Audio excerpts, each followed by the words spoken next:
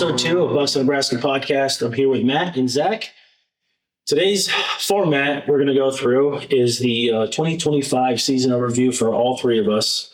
Then we're going to hit the personal hunts that we all three had and show our deer and talk about them. I think Matt and Zach, you both have some interesting hunts this year. Talk about the lessons learned. We're going to also go through our Facebook page, highest engaged deer post of 2025. Then we're going to talk about what went right, what didn't in this episode, and let's get to flowing. So the very first portion of this is 2025's deer season. Kicked off in October for me. Matt, I think you hunted how many days this year? Too many. Lots. Good year, though. Great season. Zach, you had? I probably had close to 75 sets. 75 sets. I hunted 3 different states. Started early September, and I was fortunate enough to tag out early in December. So I didn't have quite as many sits this year as I did last year, but it was a really good season. Yeah, I had a late start this year, bow season. I think I went out 4 times. I was texting you guys every single time I was out there.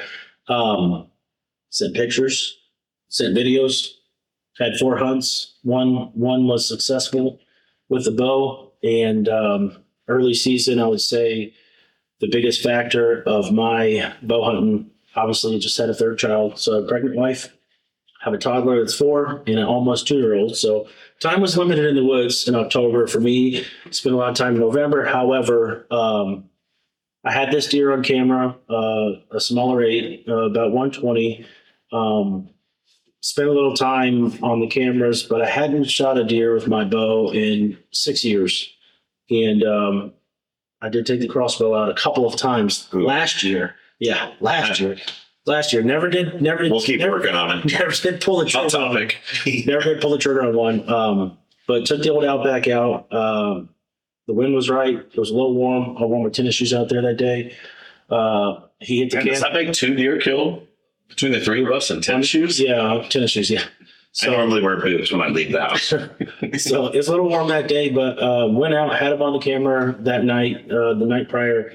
It was real cool in the early morning. The afternoon sit was about 50 degrees, tennis shoes on. He came out exactly where I thought he was bedding down at. Had the little bird call, came right to me and put an arrow in him. But we'll show you that deer picture pop up on your screen here. Early season, I was by myself, so I took a couple selfies, but enjoyed it. I think Matt's archery season was a little different than the way mine went. So how'd your 2025 in general was it was a good year. Started out September 20th. I was fortunate enough to draw a muzzleloader tag for antelope.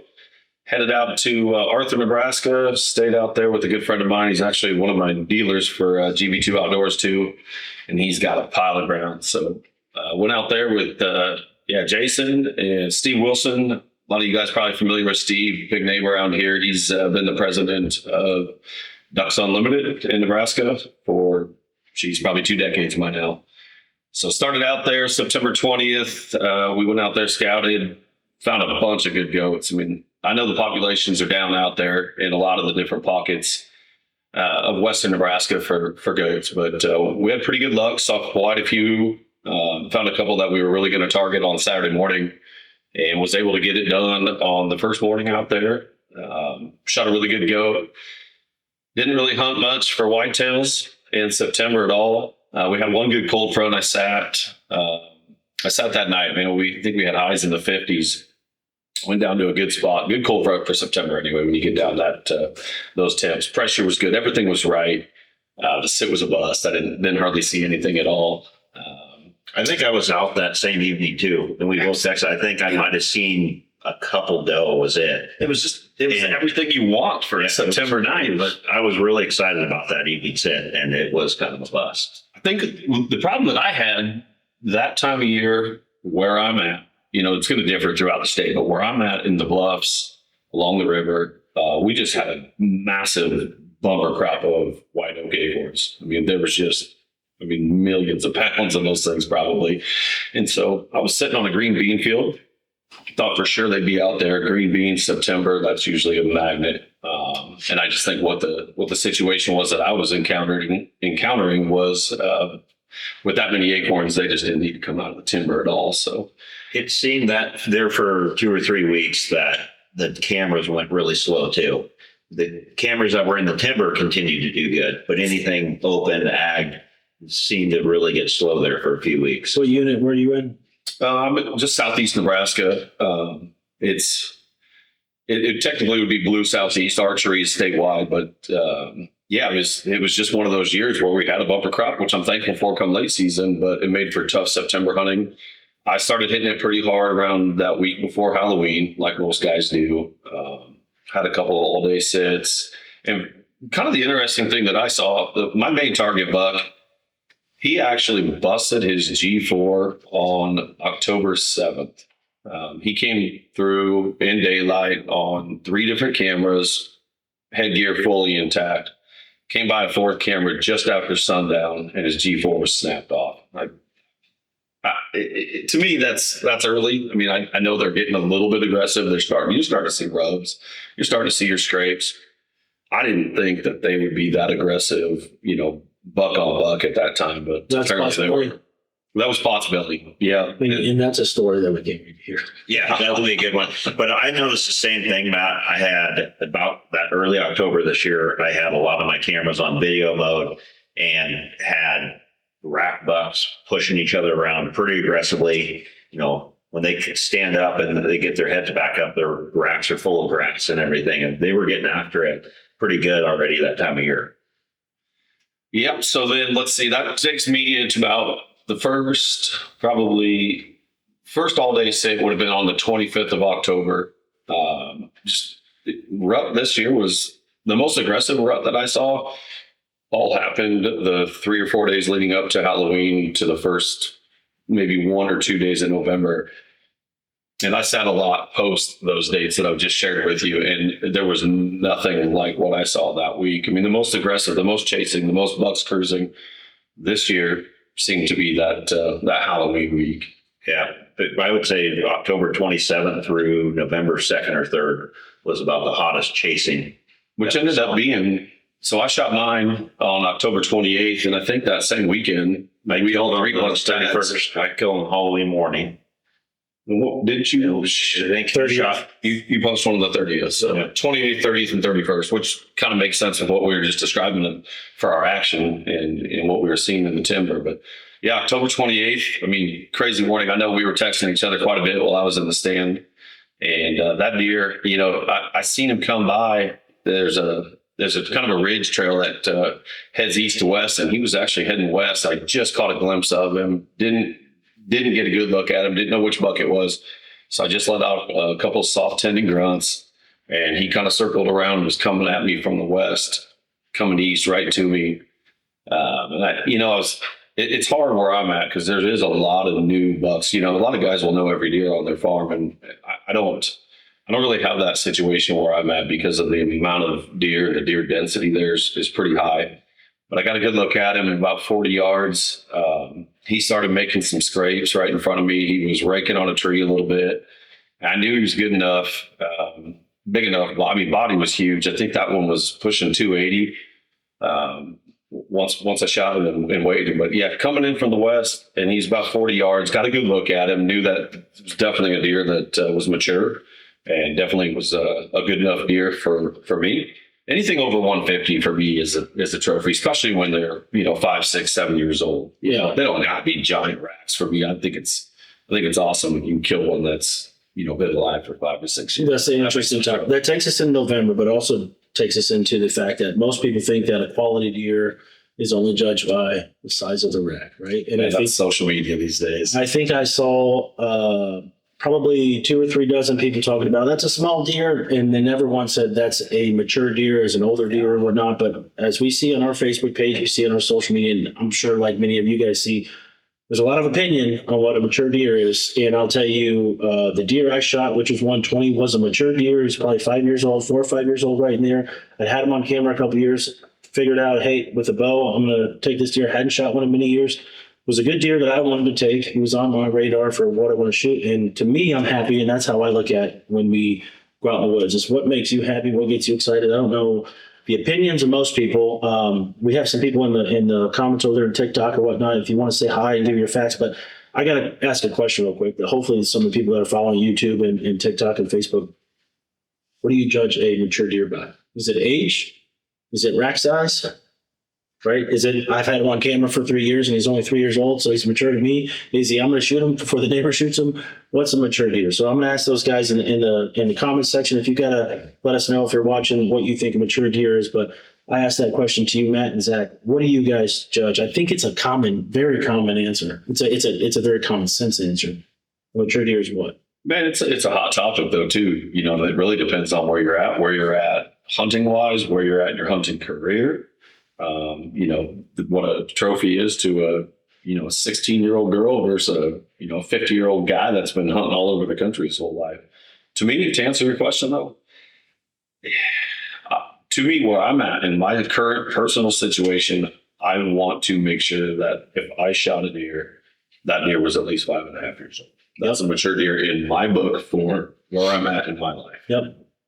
Yeah, I would agree. What's considered a mature deer is 5 in my mind. Definitely shot. I mean, we've all shot bucks that are much younger than that as we've kind of gone through our hunting career, and we've raised that bar for ourselves. The other thing, as Matt was kind of mentioning, is you have to consider regulations, what state you're in. Those things can all affect the amount of those deer that are out there. So when we have a state like Nebraska that's a 2-buck state and we don't have near the habitat of a lot of our surrounding states, it's pretty rare to get those deer to that age, but that is a goal that, I guess I kind of benchmark myself to try to set out and try to harvest that age of a deer each year. Yeah, so I have an opinion, but I don't know where I heard it from. It's probably been on social media, but I've been active on social media a little bit. But there's 4 phases to a hunter's lifetime, right? Phase 1 is shoot your first deer, right? Take somebody out, give them an opportunity and shoot their first deer. That's phase 1. Phase 2 is kill and harvest as many deer as you can, right? Just get out there, get in the woods, get the experience. Then phase 3 is try to shoot mature quality deer. And I think the phase that two of you guys for sure, right, are the phase 3 where you just want to shoot high quality mature deer. Then phase 4 is opportunities for other. Help somebody else shoot their first deer. And I think those 4 phases that you go through as a deer hunter, and particularly an outdoorsman, whatever, that's what everybody goes through. And a lot of people get stuck in phase 3. Personally, I love stage 4. I love watching other people. I love to go hunting with other people. I love to see them harvest their deer. I love to be there when we recover them. I love to take them places. I love to show them new stands, new locations. This is a deer track. This is sign. That's what I enjoy the most. And if I get a chance to shoot a big mature deer, I'm going to pull the trigger. I'm going to sling the arrow. But to me, what excites me the most is seeing other people. I enjoy deer camp. I enjoy the camaraderie of everybody getting together. And I think that's, to me, the thing that excites me most. So phase 4, I would say I'm in phase 4. And then obviously if phase 3 presents itself, one whole thing is you've got to have big deer to kill big deer. That's a fact. Yep, but you got to have them. And a lot of people are going to set the bar too high for their farms, their area of the state. If you don't got a 160s or a 170s or even a 150s where you're at, and that varies from state to state. I mean, you got a lot of guys from Michigan that would drool over a 130 probably. Right. And you got guys maybe in Iowa that are going to probably pass all those 150s and 160s. So it just depends where you're at on where you're going to set the bar. And you got to be realistic. Right. So that takes us in November. So in November, obviously the rut's kicking out pretty heavy, at least in the eastern half of the state. We're starting to see a lot of pictures being shared. A lot of people having success harvesting deer. You're a late season. You're December. You shot your buck. Matt and I had the opportunity to take a couple of quality deer this year. One of my top 2 favorite deer stories of all time. You're at least number 2. I want to back up though, real quick though. I want to get into something that I found pretty cool about my archery kill this year. Okay, and that was so that's on a farm that I've had for 3 years, and actually I have that farm for sale now. But it's pretty interesting. I've shot my archery deer out of the exact same stand the last 3 seasons. So the 3 bucks I've harvested for the last three seasons on that one particular farm. And I only hunted that farm one day this year. And that was the day that I went in there and killed a buck. That Wind was right, temperature was right. He Yep. was on the camera. Probably was he a camera kill deer? Yeah. Camera Yeah, kill? I knew about him. I had actually sent my dad in there, I think the week before, to try to sit for him. He didn't show up, didn't see him.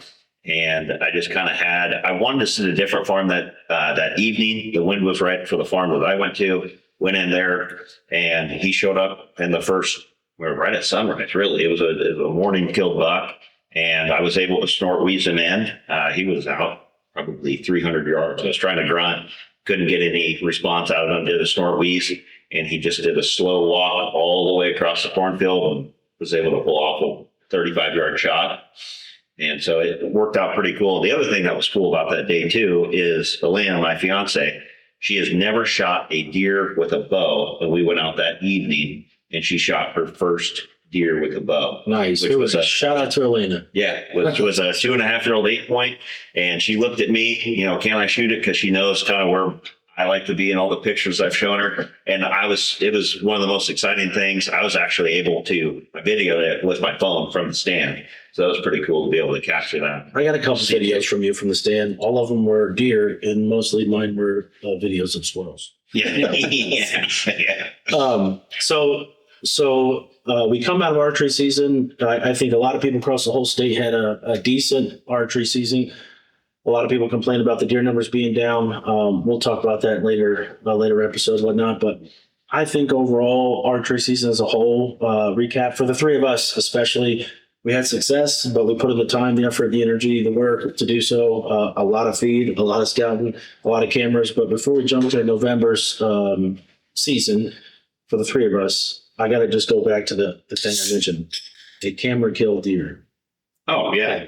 How many of the deer? I mean, this is a topic. I think without cameras and the technology these days, a camera kill deer, if you took away cameras, not only will it increase your intensity if you're truly going after a mature deer, it will probably limit your opportunities for sure. I can tell you right now, the deer I shot in November, camera kill buck. Your deer, my deer in archery. I don't know about you. You had them on camera, but you had seemed like dozens of bucks on camera during archery season. Yeah, I know for a fact that I wouldn't say I wouldn't have killed that deer, but there's definitely was a hard driving factor of getting me out that day, which we'll get into kind of our stories and recaps there. But yeah, without the camera, I wouldn't even probably known about that deer. Yeah, both deer this year for me, both during archery and rifle. I saw the deer, a picture, pinged the camera early in the morning, kind of knew the angle he was going ahead, and I knew he was kind of bedding down. He's probably going to get up sometime in the morning. I didn't go out till the evening because he hit the camera later in the morning, probably like right at the daylight. So I didn't want to run in there and bust him out of there. So I said, I'm gonna go back there in the evening. I went out there at 2:30. I got in the stand. I think it was 4:30. He came up and a couple grunts. He came right to me. But November was a little different, I would say. November as a whole was a little different. Last year was real hot during rifle season. Last year going into rifle season, a lot of it rained one day last year. I think in the middle of the week it had a little tough go, Yeah. but this That year, was Matt's day, the rain day. yeah, that's why. Yeah. The rain day. So, But yeah, the weather was extremely warm this year. I think opening day was mid 70s. Deer movement was super suppressed. I know it made it for a big challenge for a lot of the hunters out there. Absolutely. yeah, And they were in lockdown too, which is really when our rifle season seems to hit. We talk about it being during the rut, and it is during the rut, but it is a very tough time of the rut when our rifle season falls. yeah. I don't prefer to lockdown. hunt during the lockdown. So me personally, when I'm seeing deer on the camera all the time, and all of a sudden they disappear, I'm like, oh, it's locked down. I'm gonna wait until I kind of see them coming off the doe, moving to the next one. Maybe they're feeding. Obviously, you can go out there and sit anytime in Nebraska. You don't know what you're going to see, but sit in your properties and you put enough cameras out and you're feeding and you're scouting enough, you know kind of what the gist of what your deer are. And I'm not a big fan of hunting during the lockdown because they're just going to be on the doe all the time. And so, but Matt has a story that I want you guys to sit tight and listen to. I don't know if I'm building up like that. And prior to him taking his deer, I'll go through mine, but I really want to kick off the November season with the coolest story, I think, of the year. And I'll start out with. And he had a bunch of history with the deer, which is super cool too. He's not sponsored by On Cloud tennis shoes. He's not sponsored by Onyx or any of these places. Champion sweatpants or whatever he was wearing. Any of the stuff. This is the most odd story I've ever heard. But go back to the beginning of the season whenever you're scouting, and you're carrying your Onyx app. I think it's really important for a lot of you guys to listen to this report about using your Onyx or your whatever hunt stands and all those things. This is one of the coolest things I've ever heard. Well, just using all your tools. I think it was the day after, it was the 29th of October. I just harvested that archery buck, and I was trying to really dial in on a buck that I call Pottsbelly, Stan Pottsbelly. He's a buck that's been on that farm. Who doesn't know who Stan Potts? Stan Potts, man. Shout out to Stan Potts. Yes, Stan, if you're ever listening to this, buddy, we love you. This deer was, man, he was old. He was But 12 or 13, I think, is what they kind of put him in. a ghost. No, not quite. I think he was, I haven't got we sent his teeth in, haven't got those back yet, but I would say between 8.5 and 10. The only reason I'm basing that on mature. Yeah, definitely mature. Yeah. But on the 29th of October, I just harvested that bow kill. So I was 100% now focused on finding this deer. He was old. I started scouting around this east part of the farm. It's an east facing slope. It's in the bluffs above the river bottoms.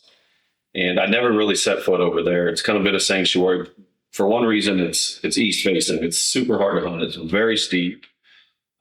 Access to it, what I learned was easier than I thought, but just not one of those desired spots on this farm. I wanted to go check it out. And so when I walked in there, there was a lot of sign, and I ended up walking a lot of the trails, and I turned my tracker on Onyx just to kind of map out where the trails were in there, circle around this ridge. And I got to the north end of it, and I busted a deer. It definitely was a buck. I don't know what buck. Could have been him. Could have been a different one. But when I got up to the bed, I ended up dropping a pin on that bed. Just because it was a solid bed. Had a pretty good idea because we talked on the phone after you had found that bed, and it was a big bed from the picture. I mean, it was probably the size of this table that's out in front of us, and you were able to, not necessarily tell for certain it was that deer, but with how much area was knocked down by the scent of it, definitely was a rutting buck. Oh, the bed stunk. The bed was, the size of this table, possibly close to it, fallen down log right in front of it. All the branches and everything else were chewed up around it, scrapes, rubs, everything around this bed. To my mind, it led me to believe that this was definitely a mature buck, and kind of had maybe an optimistic hope that it was in fact Stan's bed. So that was the 29th. Let's see, we'll fast forward it. About November 7th or 8th is when I started hitting. I think I had a 6-day run there with dark to dark sits. No encounters with him. Still seeing him on camera, though, quite a bit. So I knew he was in the area. Just wasn't sitting in the right stands. We get up to the 21st of November. Remember, there was a day there, though, before you were able to get them harvested. It was super windy. Remember that morning? It was super windy, and you decided to not sit high on the bluff, and you were going to sit down out of the wind. And he daylighted that morning, just 100, 200 yards from you, up on top of that multiple times. So you're right. I think that was the 12th, I believe. And we had 40-mile-an-hour gusts with sustained winds. I couldn't 25 and 30 miles. It was going to stay hard. If I would have sat in the stand that I was doing my dark to dark set, I would have killed him that day, or at least had an opportunity or an encounter with him that morning. But because of the wind, I decided not to sit on the ridge. I went down low on a bottom, same bluff, just to get out of that wind. A lot bigger tree. It was a ladder stand, so I wouldn't have been swaying. A little safer, makes sense, right? Yep. And I'm sitting in there, and it's dead, which I kind of expected. I had no desire to sit in that stand, but I kind of had to because of the weather. And I'm checking the cameras, and I caught him on one about 400 yards to the west of me. All right, cool. At least he's in the area. He's moving. It's daylight. And then he hopped onto another camera, same ridge. So I know that, he's on the trail that I want him to come on. And he was about 200, 250 yards. And then he hits the third camera, and I'm like, man, he is right on top of this ridge. He's right there. And so I got a little bit excited then, like, okay, because We don't use cameras to kill deer, though, do we? No, not at all. No electronic devices. But anyway, I'm pretty excited. Like, all right, he's closed the gap from 400 to 250. I think it was about 120, 130-ish up on top of the ridge. No visual, though. Couldn't see him. But that camera was sat right in the saddle, and I thought for sure if he's going to come and definitely go to that bed that I was just talking about that I found on the east facing slope, I'm going to see this deer. For whatever reasons, I never did have an encounter with him, though. He must have kept going on that ridge instead of dropping down in that saddle, which would have took him right down the draw that I was in. But no encounters. And then on the 21st, yeah, man, I'm totally pumped. I get there early, 4:30 in the morning. I'm going to do a hang and bang. And Pouring on rain. I get there at 4:30 and it's just dumping. Yeah, man. Well, you know what? I could hunt in that. I choose not to. I mean, a light rain, I've had a lot of good luck. Actually, on the farm that Zach ended up buying that I used to hunt, I shot one of my biggest bucks. I sat in the truck that morning too. Actually, that evening. Just like every other Nebraska. Southside Bob, dude. Remember the truck? Heck of a buck. Yeah. Windows down, maybe. Mobile tree stands. But I sat in there watching the radar, and as soon as that rain, little side story here, sorry for distractions, but Zach bought a farm that I used to lease for 10 years. Great piece of dirt. And same thing, though. It was raining pretty good. Rain started to get a little lighter. I looked at the radar, and it was about to break. Like, no rain. Like, might have even had a sunset that night. And I slipped down that fence line. I wasn't in that stand for, man, maybe 30, 40 minutes. Camera started going crazy. And then I heard something behind me to the south, and it was 3 does just barreling right to me. And behind those 3 does was Southside Bob. And I ended up shooting him at probably 20 yards. But yeah, so rain's not all bad. This rain, though, was not going anywhere. It was pretty heavy. So 4:30 a.m. was a bust. I sat there until about 10:30, 11 o'clock, reached out to Troy, one of the neighboring hunters, good friend of mine. We ended up going, grabbing a bite, talking a little bit about what we saw, what we didn't see. He decided he was going to go home, kill a couple hours, pick his daughter up, and then take her hunting. And I didn't have a plan at that time. I went back to the farm. And I'm sitting up on top of the ridge where I got service in my pickup, looking at radar, and radar wasn't not good. It was going to rain just as heavy until almost 5 p.m. I was going to quit. About to talk my wife into telling her I'll go get the kid. I'm going to head home. Today's a bust. And before I did that, I decided, actually, I just kind of had the idea just popped in my head. What about that East Bluff? It's raining. It's going to be quiet. If you bust anything, they're just going to push west, which is where you want them to be anyway. B, you might not see anything. Or C, you might get lucky. And so I decided to go down there.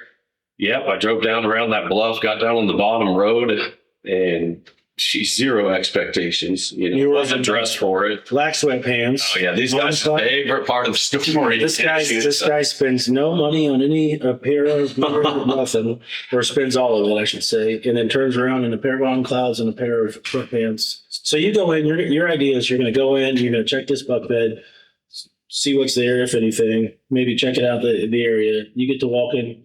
So yards from the truck. Anybody watching from Nebraska knows November 21st, it was our rifle season.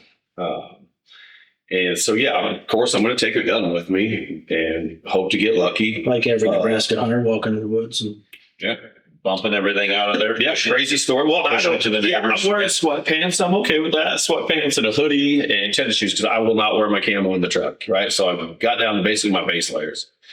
And I slipped out of the truck. I went up into this east facing bluff, has an awesome bowl in it where it kind of flattens out. And that's where my cameras were. That's where a lot of the good sign was. And it's soaking wet. So I'm silent. Like there's no chance anything's going to hear me. We've got a northwest wind. I'm walking straight west. Yep. So I'm in the bowl.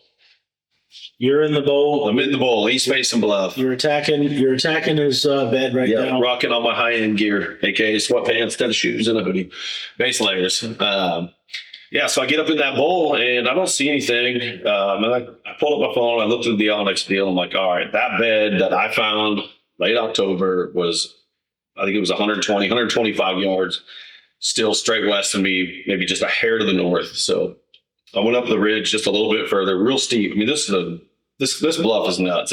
it's probably a 45-degree angle. It's one of the reasons I never hunted it. It's so steep.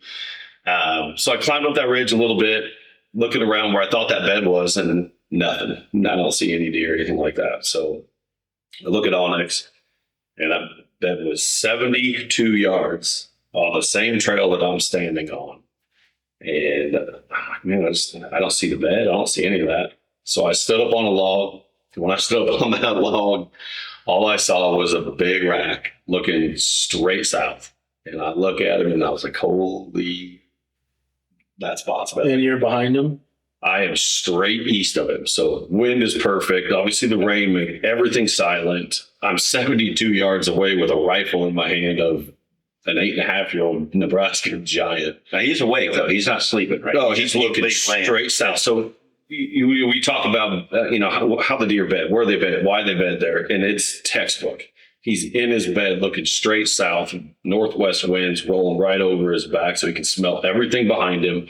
He's looking down over this big valley, this huge bowl, looking straight south to see everything that he can't smell. And I'm straight east of him, can't see me. And so I'm like, all right, what are we going to do here? And I pulled the gun up there to really kind of ID him, look, and like, okay, yeah, that's him. There's a busted G4. Wow. Yeah. The deer's giant. I'm less than 100 yards away from him. So I realized, though, when I'm scoping him out, looking at him, man, I'm starting to get a little bit shaky. My legs are getting weak. My heart's beating out of my chest.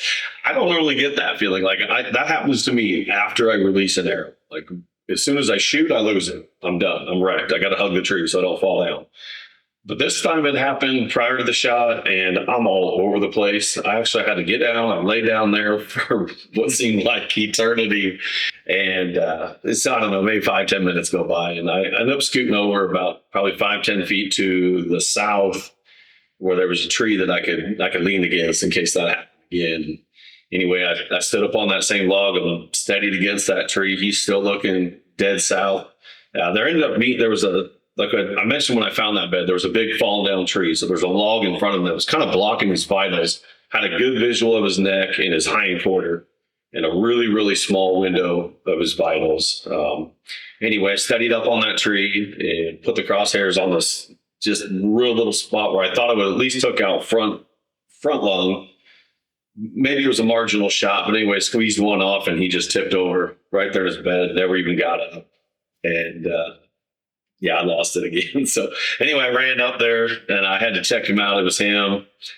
Went back to the truck and called Troy and said, Troy, what are you doing? He's like, well, I'm sitting at home waiting for my daughter. I said, Pottsville's dead. He's like, what? No way. I said, dude, I'm not kidding you. Pottsville is dead. I just killed Pottsville. And anyway, he came back up there and man, again, it was just one of those hunts.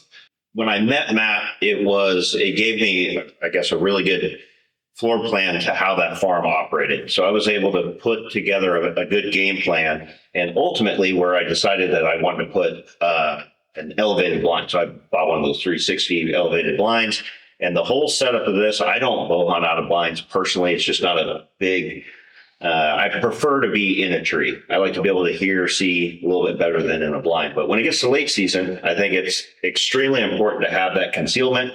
It's Pros and cons to them for sure. There absolutely is. Holy intensity, that's they're warmer. They're a lot warmer, especially late season. And when it gets to December, those are my favorite times to hunt. The colder, the better is always kind of what I've said with it. But so yeah, November's not maybe my favorite time to gun hunt in our rifle season, but back to what Cody was saying, it is a great time to get together, camaraderie, friends, people from out of town come in, and deer camp's a good time. But so we got through the rifle season, kind of leading up to this hunt and how this happened. Shortly after rifle season is Thanksgiving. And since Elena is from Ohio, we go out to Ohio every year for Thanksgiving. And it's also a time that I do my Pennsylvania hunt out east as well. Their gun season comes in the Saturday following Thanksgiving. And so we left town right after rifle season and we headed out to Ohio. And I think it was maybe the day I was headed out there or the day I got to Ohio, my cell cam started going off with this deer. And the first picture I got of him was blurry. Couldn't really tell what it was. It was a nighttime picture. And that was this year. We got super cold around Thanksgiving, got all that snow that came in. If everyone remembers that here in southeast Nebraska. And that deer started just consistently being on this the south bean field that I had, where I had this whole blind set up. And so I'm out in Ohio, in Pennsylvania, deer hunting, spending time with family, and this deer is just in the back of my mind. But I'm thinking, I got to get back there and try to hunt this deer. So in Ohio, when we're getting ready to leave, the snowstorm that came through here ends up hitting out there. It delays our trip back. It's a 14-hour drive on good conditions. So we don't get started early in the day because the snow was out. And so we had to wait till later that afternoon. I make it all the way to Hannibal, Missouri, about 1 a.m. in the morning, stopped there, got a hotel that night. And I woke up early that morning and I thought to myself, this is the last really cold day before it starts to warm up, just how it was on that December 3rd. And I started doing the math in my head. I'm laying there in bed. If I get in the truck at this time, I'm 5.5 hours from home.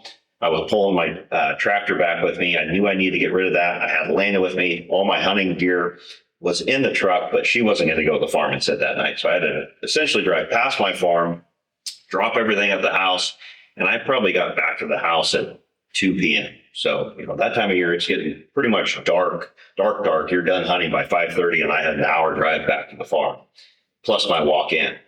So I got in late, typical of myself. It seems like I'm always running late, always getting there last minute, and got into the blind, and it was probably getting pretty close to 4 o'clock, and almost immediately it was, I don't know, or Cody, you came out that evening. It was with wind chill. It was in Cold. Single digits. It was frigid. We're in the coldest days of the year. Yeah. Yeah. And the deer were instantly moving. And I probably saw close to 40 deer that evening. What was interesting, so not really a shout out to nose jammer. So I had this can of nose jammer I bought at the beginning of the year. And I kept thinking, I'm going to use this at some point. Well, the wind was not set up great for this stand, but I knew that, or stand, the blind, I figured being able to keep the windows closed and have that scent concealment, I was going to push the limits a little bit, because I knew that with the pictures I'd been getting, this deer was showing up there pretty much every single evening in daylight. And so I decided I was going to spray a bunch of this nose jammer around the blind, on the blind. And these deer, as they funneled in, which was really interesting. So if you guys have ever used it, or any of our listeners, It smells good, like vanilla. it smells like a candle. Yeah. So as I'm spraying, Spread it on your sheets, don't you? Yeah, I sleep with it. yeah. So as these deer are getting downwind of me, they're not blowing, but you can definitely tell they smell whatever I put out there. And it was a foreign scent to them. So they never blew, but as they Were all, they comfortable, or did they seem skittish? they got skittish. Yeah. Yeah, really skittish. The first group of does came out, maybe 5 or 6 does. They got downwind of that blind and turned around and went back into the woods. But they never blew. They never snorted or anything, but they definitely, high alert. They didn't like it. And as the deer kept funneling into the field, and every time, at one point there was 20 some, a few smaller bucks and 20 some does that were out there, and they all left. And so about that time I probably had 15 minutes or so before it was going to be the end of the hunt. And I kind of figured the hunt was over at that point. I turned around and kind of looked into the blind, saw where my pack was at, thinking, I might as well just get out of here. All the deer ran off. I'm not going to have any luck. And I turn around, look out the front of the blind, and he's just coming out of the timber and right to that bean field. But he isn't directly downwind of me yet. And I kind of figured, with the response that the other deer had to that nose jammer, that I'd better get that muzzleloader out the window and be ready to go, because once he gets in that scent cone of mine, he's probably going to do the same thing as the other deer. So it was pretty fortunate that I felt that he showed up still with all those deer. But I got to thinking about it and thinking, he was probably back in the woods, and those deer never snorted, blew off, but they all ran and went a direction. And I almost wonder if he watched that happen to the point where he felt like he was kind of behind and he needed to catch up with the rest of the group. That time of year, all the deer bunch up, they're feeding together, and they're comfortable in their groups. So yeah, he came out probably 80 yards from the blind, put it right on him, dumped him right there in the field, and no blood trail on that deal at all. 270 muzzleloader. Yeah, 50 cal. Yes. So That was pretty cool. I remember getting a text. It said, "I have a deer. He's in the backside of the property. It's really wet because it was cold, but it was wet and it was way back there. Yeah. And you didn't want to drive the pickup back there. Anybody want to come help and get it?" So we drive over there. We're rigging up. We're going to go coyote hunting that night. We'd already been out one set, so we head over there. We show up. You meet us at the gate. We go down there. We ride the 4-wheeler back there, and I see the setup. The blind's probably, like you said, 80 yards off the tree line edge and sitting over a bean field. Pretty good setup. You can see a mile to your, let's see, east, and then you see, I don't know how far. You see pretty far back there to the north, whatever the other side of the blind is. But he's 80 yards right in front of the blind. Probably a perfect broadside shot. Yeah, he did. Came in. I stopped him, just kind of gave him a mouth grunt, picked up his head. I'd kind of like Matt. I get nervous after the shot, but that was again another situation where when I saw him walking through that field, and it's just a really cool deer, and I was starting to get pretty excited, and I had to take some deep breaths and just tell myself to be calm, squeeze the trigger, be smooth with it. Obviously, with muzzleloader, you only got one shot, and You it got worked out. smoke. Oh yeah. It's cold. Yeah. Yeah, once that muzzleloader goes off, it's hard to see anything that's going on. That smoke cleared, and we still had snow on the ground and that back part of the field. And yeah, you could just see him laying there in the snow. So that was pretty cool. That's two pretty unique, awesome, fun experience. The three of us got to kill 3 mature deer. It was a lot of fun this year. Yeah, my situation was it was a new farm. I didn't have any history with that deer. Come to find out after Where'd you see that deer at? Where'd you shoot it? Yeah, there was a lot of people that knew about that deer in the area, but I had never got any pictures of him. Come to find out, he had actually summered and fall. His range was about 4 miles from that farm. Yeah. And when it got to late season and I had standing beans on that farm, there's a lot of really good thermal cover I have there between the cedars and a lot of the warm season grasses with the CRP. And it just really seemed like as it got late, and Matt, you said you had the same experience when you used to hunt that farm. In the late season, they would just really draw in there and some big groups of them. That farm is, to this day, one of my favorites. I mean, it changed a lot from the time I had it till you picked it up. There was about a 2-year window between me leaving and you purchasing it that a lot of the draws were removed. A lot of the CRP was removed. So, I mean, you're loving it. You're still in an amazing spot, but I mean, times that by 2 or 3. Right. And imagine what it used to be like. It's got everything. It's got water. It's got a ton of cover. Great neighbors. Plenty of food. And it's just one of those spots. Yeah. When the deer start herding up in the winter and yarding up, that farm it probably hold 60, 70 deer easily. Yeah. Speaking of taking over a farm from you, that's the deer I shot this year. These guys, man. Well, Matt he does all the work, obviously. He does the work, he does all the scouting. Yeah. We let him do all the hard work. And once he figures out where they're at, then we come in and pick up those farms. Yeah. He moves on. He likes a challenge, and we like it spoon-fed to us, evidently. I don't know if you like it spoon fed, but I definitely do love getting to a new farm. Just breaking down a new farm, getting to a place you've never seen before. It's a blast. It is. Just breaking it down, strategizing it is one of my favorite parts of deer hunting. Yeah, I don't know why you handed over the farm you gave. You've got a really good one too, it's with a lot of potential. Yeah, it's a unique setup because there's a lot of timber on the east side of the property. It's a really hard property to hunt. It's 200 something acres. It goes north and south mainly. It's a lot of ag. Your entry exits are. Yeah, the entry exit. This is the reason why. So the story of this deer. I mean, in 22 during rifle season, I saw him one time. It's probably 400 yards away. Had a chance to probably squeeze one off of him. I was like, no, I'm not going to take that shot. So I only see him one time in 22. In 23, I go out there and I hunt all of rifle season. I hunted bow season. I saw a lot of good mature deer during bow season, but I knew he was on the property and he had a really cool double split G2s at that time. And so I hunted him in archery probably 5 times, full day sits. I hunted him in rifle season twice. It was a hot rifle, like typical. We had a rainy day there too, so I only got to hunt him a couple times during rifle season on that property. Had another deer on another property that I took.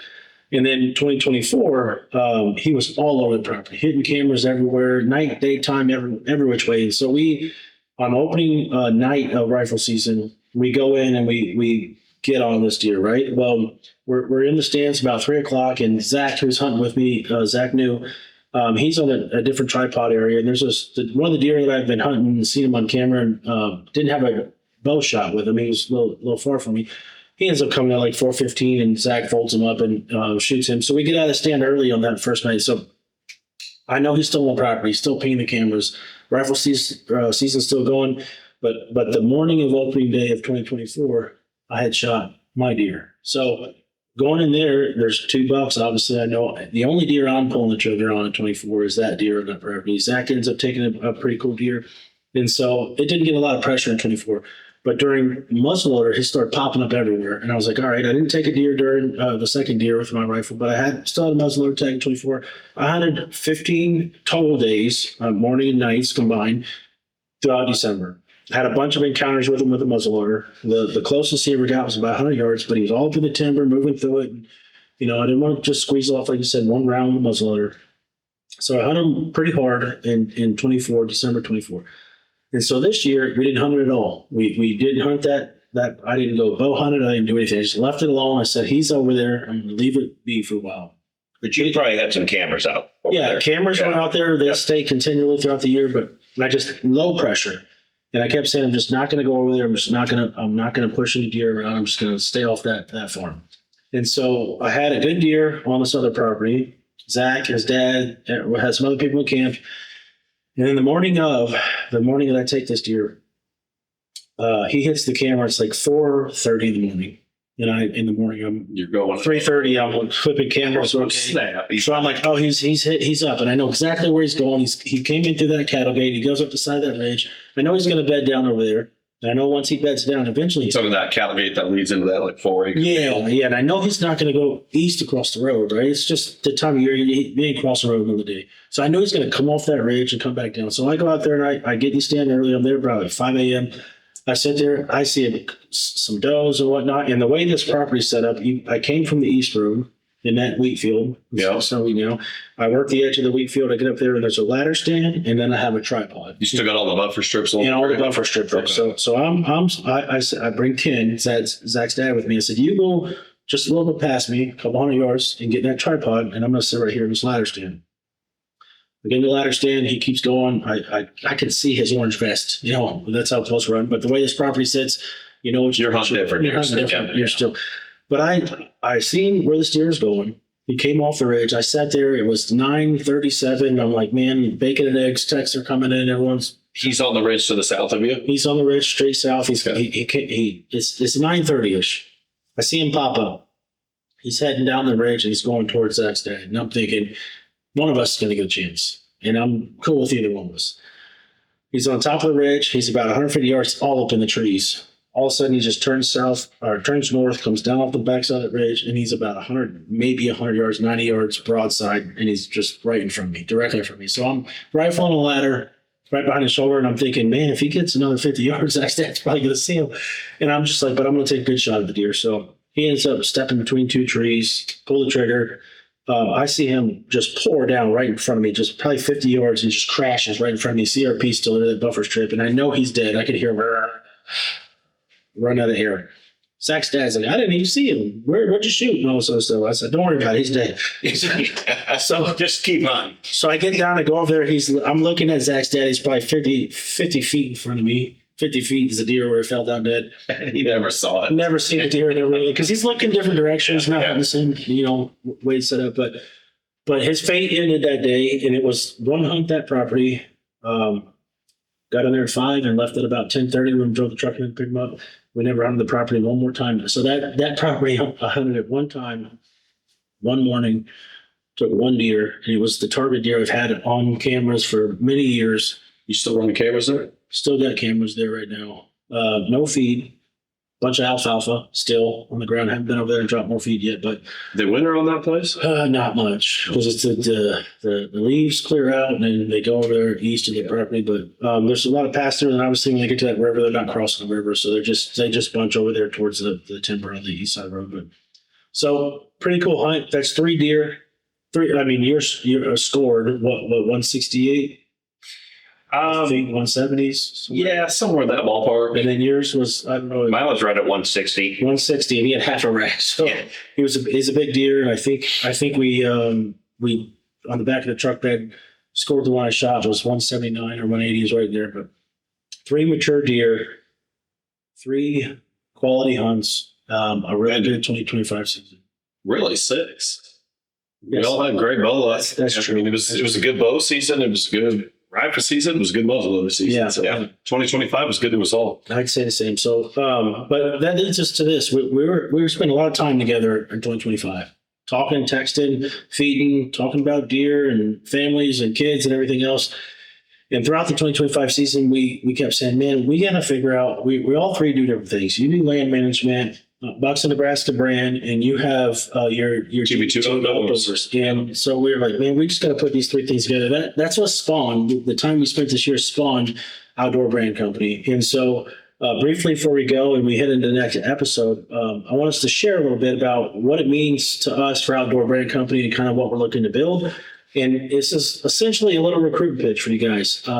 If you enjoy what we do and who we are and the brand and what we're trying to build, we do have an affiliate program. And the affiliate program creators, however you want to talk about it, we have 3 tiers essentially. If you just enjoy the outdoors and you love being on social media and you love pushing brands and you just love the vibe of the community, we have a tier there. In that tier, Pretty much applicable to everybody. yeah, pretty much. If you want to just wear a ball cap and put it on when you kill a deer, great. Yeah. If you're a real techie guy and you want to, create awesome content for us, we got a tier for you. Yep. And so the bottom tier is 10% you get to earn off that. But We're the talking main commissions and discounts. commissions, yeah. And then the biggest thing is a part of the community. So we built an insiders club for Outdoor Branding Company.